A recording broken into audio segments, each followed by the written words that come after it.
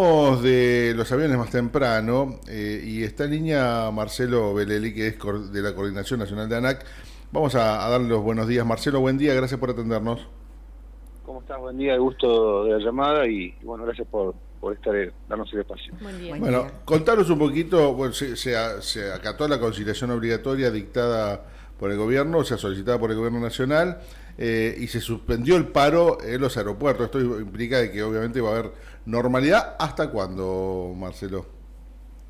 Bueno, como indicaron ustedes, hay conciliación obligatoria, son 15 días hábiles, más 5 días hábiles más que se pueden determinar de parte de la autoridad de trabajo. Estamos hablando prácticamente de un mes que esta instancia de negociación se abre. La verdad que estamos bastante preocupados porque si bien se dicta conciliación obligatoria no se fija fecha de audiencia en el Ministerio de Trabajo, entonces me digo que es solamente no permitir la medida de fuerza, pero no generar las condiciones para que las partes se puedan reunir. Y este gobierno es un gobierno que no dialoga, o que cuesta mucho que dialogue. Era importante que la Secretaría de Trabajo constituya una fecha de audiencia, eso no sucedió y en el día de hoy está haciendo una presentación legal para que se fije fecha de audiencia. Estoy pensando que con estos números que das vos, se desactiva este paro que estaba previsto para el fin de semana largo, extra largo. Sí. La conciliación obligatoria lo que hace es el fin de semana largo que tenemos a partir de sábado y domingo, no afectar, pero digo, la intención nuestra no es afectar un fin de semana largo.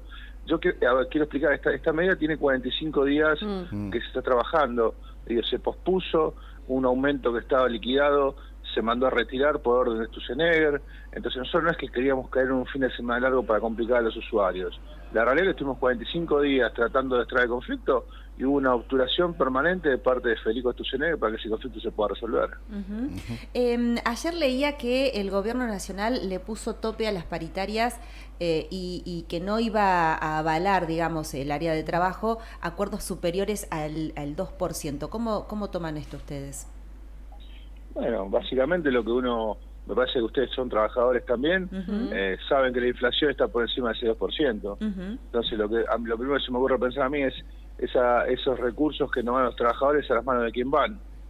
Y esos recursos que no se gastan en mercado interno, en ropa para nuestros hijos, en ir a comer afuera, es decir, en el gasto cotidiano que tiene una familia, ¿a dónde van? Y esa pérdida de poder adquisitivo, ¿qué tanto va a impactar en la economía interna de nuestro país? Marcelo, hay un mito nacional de que la gente que labura en todo lo que tenga que ver con la aviación tiene sueldos altos. ¿Qué nos podés decir de eso? Yo creo que los sueldos que tenemos nosotros son sueldos que están hoy prácticamente al límite de la línea de la pobreza. Nosotros tenemos sueldos que van entre los 900.000 y el 1.700.000 pesos. Yo no creo que ninguno de los sueldos que tengamos en esa escala salarial sean desorbitantes o sean sueldos que estén por encima de la media. Trabajadores de 20 años de experiencia. Yo, por ejemplo, voy a hablar de mi caso particular para no citar a otros compañeros, tengo un sueldo de alrededor de 1.800.000 pesos, con 20 años de experiencia, y en el Aeropuerto Internacional de Seiza, es el aeropuerto más complejo del país. Me parece que no hay salarios desorbitantes en nuestro organismo. ¿Y haciendo qué tareas? Porque también es eso, ¿no? La importancia de las tareas que realizan. Bueno, yo trabajo particularmente en el área de control terrestre, que lo que hace es controlar el avión una vez que aterriza, guiarlo a la posición, cruzar aviones de una pista a la otra, cruzar equipos de rampa, guiar al avión si hay niebla para que llegue a la posición de estacionamiento. Después hay compañeros que hacen tareas de bombero aeronáutico, por ejemplo, para atender una emergencia, poder apagar el fuego y rescatar las víctimas, la sanidad aeronáutica, los compañeros que hacen la habilitación de pilotos de líneas aéreas o de control de tránsito aéreo, los que los capacitan, los profesores. Es un organismo que tiene mucho entramado en el marco de la seguridad aérea y la formación de profesionales del sector aéreo. Sí. Hoy hablamos, mira, casualmente lo estamos hablando acá con Belén, ¿no? O sea, lo estamos charlando. ¿Qué pasa, por ejemplo, con aerolíneas como Flybondi, ¿no? O sea, no sé si es tu área, no sé en qué área estás vos, pero preguntábamos esto de la seguridad y si tiene que ver esto con el funcionamiento de ANAC, qué está pasando. Si corre riesgo, tal vez, ¿no? O sea, que si esto depende también, o sea, pasa por este disgusto que tiene ANAC con el Estado Nacional, lo que está sucediendo, lo que se le está permitiendo hacer a Flybondi. Bueno, hay una falsa dicotomía que plantea el gobierno nacional, o que plantean un montón de sectores neoliberales, de que achicando el Estado el privado crece, y eso es falaz. Hoy por hoy no se achica el Estado, pero no hay ninguna compañía aérea nueva volando. No hay crecimiento de mayor rutas. Si bien hay más pasajeros volando, no hay mayor oferta laboral en el mundo aeronáutico. Por otro lado, que el Estado se corra, que los controles se corran, no es beneficioso para nadie. Y te lo voy a explicar fácilmente. El privado, cuando el Estado controla, fiscaliza y le exige pautas, el privado tiene que tener mayor exigencia en el funcionamiento.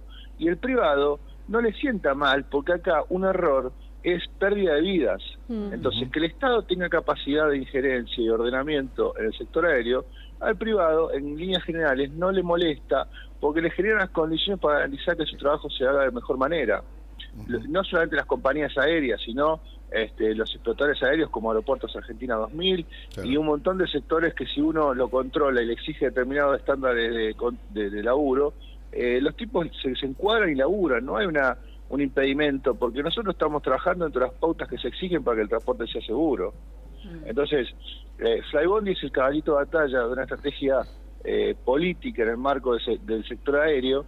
Yo no tengo nada en contra de Flybondi, me parece que hay gente que labura genuinamente, pero la realidad es una empresa que ha querido crecer de una manera tal que su propia estructura no se lo ha permitido, claro, la estructura operativa. Entonces eso genera cancelaciones, demoras, problemas técnicos. Yo no quiero decir que volar en Flybondi es un riesgo, porque yo no creo que sea así. Yo sí lo que creo que ha tenido un crecimiento comercial demasiado grande sin tener la capacidad operativa para poder asistirlo. Y hoy queda en los problemas que tiene. Claro, tiene lo que decía yo hoy más temprano, tiene pocas aeronaves y cuando tiene un problema no tiene cómo suplantarla tampoco, ¿no? O sea, no tiene cómo reemplazar esa aeronave. Y sabemos que hay situaciones donde no se vuela porque tiene un problema, una alarma o lo que fuera. Claro, ¿no? En ese sentido, Marcelo, quiero retomar algo que dijiste y que me parece importante, porque después, si no se genera una cosa de paranoia, decís, no es inseguro viajar en Flybondi, en este sentido de que lo inseguro es que no vas a llegar tal vez a tiempo, que te van a cancelar y tal, pero no desde la seguridad de la aeronave. Es que yo no quiero caer en un discurso simplista para causar una sensación en la gente que está escuchando. Yo quiero tratar de darle una racionalidad y tratar de entender las cosas por lo menos de mi experiencia aeronáutica, que son 20 años en el sistema. Es decir, nosotros, si se plantea una nueva aerolínea, hay que generar estándares y decir, bueno, yo puedo ir hasta acá, tengo tantos aviones, tengo tantas rutas, tengo tanto personal, mi capacidad operativa es esta. Y el Estado tiene que estar siguiendo ese proceso, no para decir, no, el modelo es Flybondi, es low cost, es trabajadores precarizados, es sueldo por debajo de la mínima, ese es el modelo que queremos ir. Porque después el usuario es el que se convierte en rehén de esas situaciones. Hay empresas como JetSmart que vinieron con un esquema similar y no tienen las complicaciones operativas que tiene Flybondi. Por ejemplo, digo, ¿no? Yo no quiero ser, pero bueno, si me dan margen para aportar de lo técnico, lo digo. Y el Estado tiene que tener capacidad para ordenar eso, no de una restricción, sino de la capacidad. ¿Hoy no se ordena? No, hoy hay una política de corrimiento del Estado respecto a la planificación y el ordenamiento del transporte aéreo y una falta fuerte de inversión en el sector, totalmente. No solamente en la parte salarial, sino también en la parte operativa. Hay una falta de entendimiento de las autoridades. No hablo de la Secretaría de Transporte Comercial, hablo de a gran escala los recursos que se deben destinar para el sector aéreo. Hay una visión de que no son fundamentales o necesarios, ¿no? Yo hoy preguntaba qué pasaba con Andes, si sabés algo de Andes, que iba a querer volar.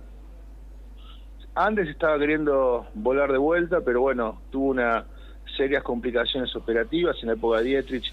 Intentó tener un crecimiento que después no pudo sostener. La pandemia, la verdad, que le sacudió muy fuerte, y hoy por hoy yo sé que Andes tiene una empresa seria, que tiene trabajadores, que tiene convenio colectivo de trabajo, pero hoy por hoy está muy complicado. Pero también era un nicho interesante el de Andes, porque volaba a Salta, Jujuy, a lugares donde tal vez no volaban todas las compañías, y cubría un nicho importante, porque ahí es donde yo apunto. Discutir el sistema aerocomercial, las rutas rentables, las rutas no rentables, cómo hacemos para compensar los aeropuertos que son rentables con los no rentables. Acá se habla del déficit que genera la aeronáutica. Bueno, en muchos casos es real el déficit, pero también es real de que la cantidad de pasajeros que vuelan a un lugar no generan los recursos necesarios para que ese lugar sea rentable. Entonces, ¿cómo hacemos del Estado para ordenar eso? Claro, y que el Estado también garantice la conectividad de la mayor cantidad de lugares del país, más allá de que sea rentable o no. Pero exacto, yo no creo que porque, no quiero decir ningún lugar, pero una provincia no sea rentable por el volumen de la densidad de gente que tiene en esa provincia y la densidad de tránsito que tiene, que tengamos que cerrar ese aeropuerto, por ejemplo. Claro, sí. Me parece que hay cosas que... Ahí caemos siempre en la discusión de Aerolíneas Argentinas, ¿no? Claro. Es así, la función de Aerolíneas Argentinas. Bueno, Marcelo, volviendo al tema, o sea, obviamente se acata la conciliación obligatoria, pero tampoco me parece que te veo con mucha expectativa con respecto a qué va a pasar en este proceso, ¿no? Si una conciliación obligatoria se dicta y no se fija una fecha de audiencia para convocar a las partes, lo único que se intentó hacer fue levantar una medida de fuerza que iba a ser fuerte y que iba a afectar los vuelos durante el fin de semana largo. Si el gobierno quiere una salida de la situación, tiene que convocar una fecha de audiencia, la Secretaría de Transporte convocarnos a las partes y ver cómo podemos transitar. Nosotros tenemos 45 días sin conflicto, tratando de arribar una solución. Y el conflicto que se generó es producto de esas faltas de definiciones. Bueno, hoy por hoy la pelota tiene gobierno. Los que toman la regla de los pasajeros es ese gobierno. Alguien me dijo por ahí, creo que están llegando al límite los gremios y que podría haber una medida de fuerza realmente importante en el mundo aerocomercial. ¿Es posible eso que puede existir un parate importante en el sistema aerocomercial argentino? Bueno, yo vengo dialogando con el resto del secretario general de los sectores y hay un malestar en muchos sectores, en múltiples sectores. Yo no te puedo decir que hay un paro a la vuelta de la esquina, pero sí hay un montón de situaciones que hacen prever de que el sistema, como dijiste vos, está al límite. Marcelo, te mandamos un abrazo grande, gracias por la comunicación. Muchas gracias a ustedes, que tengan buen día. Hasta luego. Marcelo Beleli, coordinador, en la coordinación de ANAC, nacional de ANAC, es obviamente es delegado de ATE. Y bueno, suspendieron el paro porque acataron la conciliación obligatoria, claramente, pero es como dice Marcelo también. Claro, si no hay una convocatoria, es patear el problema para más adelante. Yo creo que obviamente querían desarticular este paro que estaba previsto para los días del feriado largo, del XXL, donde se supone que se ha vendido una cantidad importante de pasajes, donde las empresas. Hasta acá no va a pasar, no va a haber medida de fuerza, pues se acató la conciliación obligatoria. Pero después de eso, bueno, el conflicto, si no se lleva alguna medida, vuelve. Y te digo, he hablado con algunas personas que dicen, bueno, hay varios gremios como que nunca se juntan, pero parece que esta vez están pensando en juntarse y llevar una medida realmente fuerte en cuanto a paralizar prácticamente el servicio aerocomercial en Argentina. Siguiendo con la cuestión gremial y de trabajadores, amplío un poquito eso que le preguntaba recién al entrevistado. Ayer el Gobierno Nacional dio a conocer que pone un tope del 2% para las paritarias, 2% mensual, ¿no? Y aquellos sectores que tengan un acuerdo salarial por encima de ese número no van a ser avalados por el Ministerio de Trabajo de la Nación. El primero en firmar, digamos, fue el de camioneros, el gremio de camioneros, que aceptó de alguna manera estas condiciones. Y después pensaba inmediatamente en los petroleros, que suelen tener como acuerdos salariales importantes. Superiores. Claro, superiores. Me fui, el último, ahora se acordó del 3% trimestral. Así que... Es 1% mensual. Claro, está dentro de esas nuevas reglas que fijó el Ministerio de Trabajo de la Nación, el Gobierno Nacional en realidad. Bien. Acordate que está habilitado el 2996-120-145. Ese es el teléfono de WhatsApp para que te comuniques y nos podés mandar mensajitos, nos podés contar, podés opinar lo que quieras, opiniones libres, como siempre decimos acá, y nos podés ayudar a informar también.